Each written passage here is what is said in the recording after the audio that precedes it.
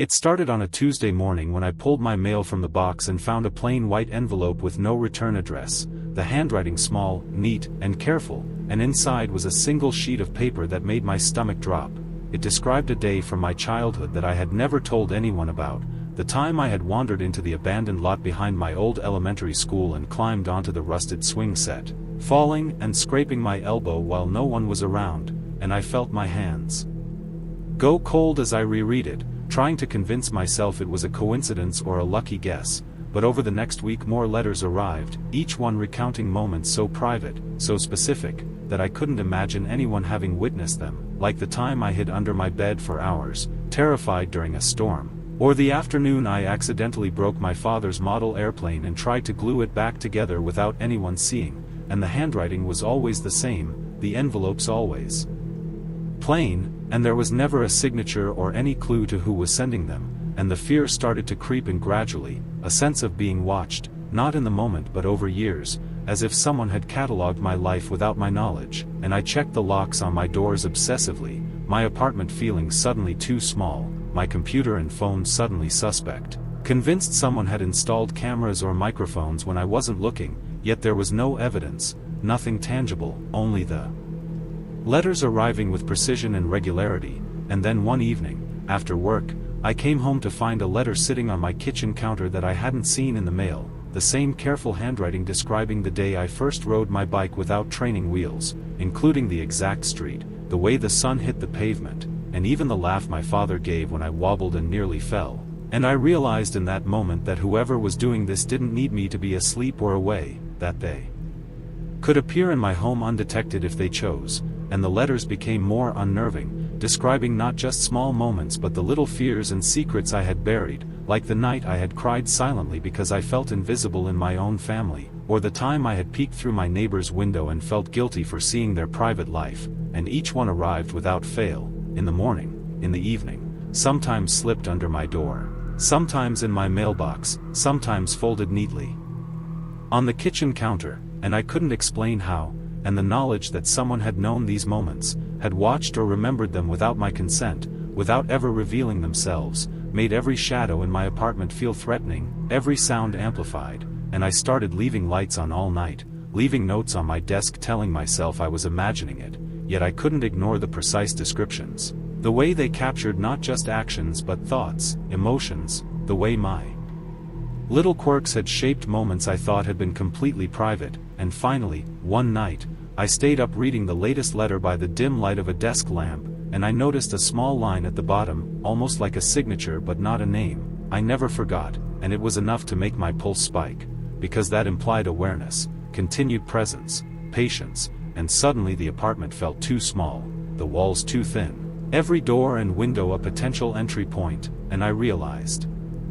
that this wasn't about the past, not really, but about control. That the person who had been documenting my life from childhood had never stopped watching, had never stopped knowing, and the terrifying thought that they might still be nearby, unseen, waiting, made every letter after that worse, because each one was proof that my history, my private life, had never been mine alone, and that someone, somewhere, had kept a record of me, intimately, patiently, silently, and I didn't know if I could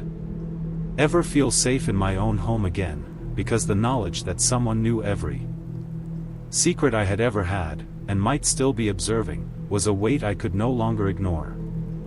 It started a few weeks after I moved into the apartment, simple enough at first. Monday morning I went to take out the trash and found the bags ripped open, garbage spilling across the alley behind the building, but nothing missing from inside the apartment, nothing disturbed, just the trash, which I cleaned up and assumed was some neighborhood animal, raccoons or stray dogs, until the following week it happened again, same time, same alley, and the bags were cut open, scattered, the contents lying in neat little piles, not gnawed, not shredded like animal teeth would leave, and I started paying closer attention, thinking maybe it was someone else in the building or a neighbor, so I set the bags in slightly different positions, tied them more tightly, even used heavier duty bags, but every week, without fail, the bags were opened again, nothing missing, no signs of forced entry into the apartment, nothing else touched, just the trash, and I began leaving notes in the alley, small scraps of paper asking whoever it was to stop, expecting maybe a prankster or a neighbor to respond, but the notes remained untouched, the bags still cut open, and the pattern grew unnervingly consistent. Thursday nights, sometimes Wednesday if I was early, and I started checking the area at night, walking down to the alley with a flashlight, but it was always empty, silent, nothing to indicate someone had been there. And yet I could feel it, the sense of being watched, the hairs on my arms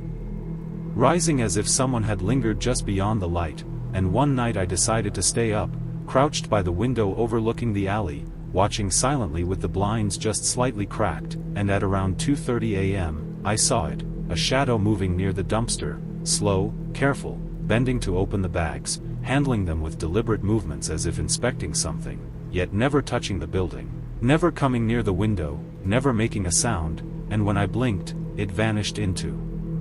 the darkness, leaving only the torn bags behind, perfectly consistent with what I found in the morning. And I checked with neighbors, asked if anyone had seen anything, anyone who might have a key or reason to come behind the building at night, but no one had, and I changed locks, double-checked windows, even put motion sensors outside, but the pattern persisted, the trash ripped open each week, neatly spread across the alley, always nothing missing, nothing disturbed beyond the garbage itself.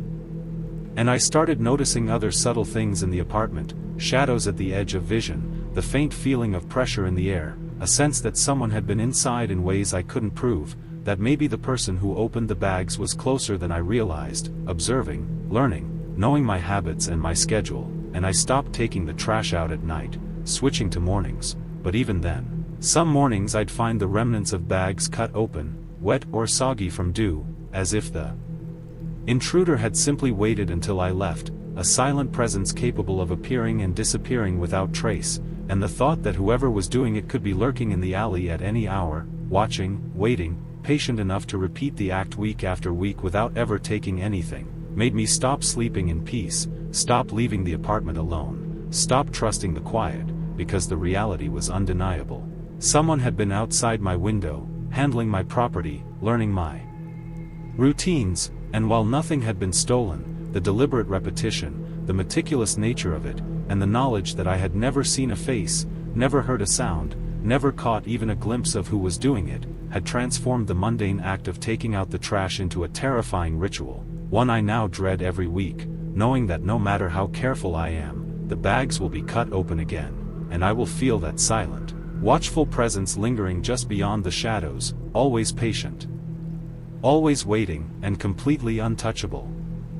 It started on a Tuesday night when my 6-year-old daughter, Lily, came into our bedroom just as I was about to fall asleep and whispered, "Mommy, Daddy, the man is in the hallway again," and at first I laughed softly, assuming it was one of those childhood fears, monsters under the bed, shadows in the closet, but she sat down on the edge of the bed, eyes wide and serious, and said, "He's tall. He wears a dark coat, and he doesn't move when I see him, just stands there by the bathroom door," and my husband and I exchanged a glance, trying to reassure her, saying maybe she was imagining things, that it was just a shadow, a trick of the nightlight, but the next morning, over breakfast, she described him again in precise detail, the way his coat hung stiffly around his shoulders, the pale color of his face that was always turned slightly toward her room, how he never blinked, how his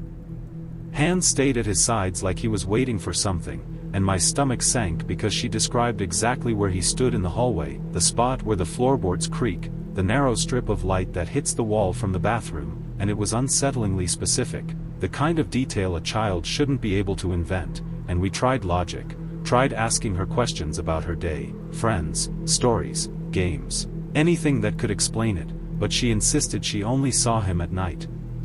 Always when we were asleep, always standing silently, and she started refusing to go to bed alone, insisting we leave the hallway light on, and I started noticing things too. The hallway light sometimes flickers when there's no draft, and one night I woke to hear the faintest sound of footsteps, slow, deliberate, just past the bathroom door, but when I checked, nothing was there, no one, just the empty hallway, the coat hook swaying slightly as if someone had brushed past them, and Lily's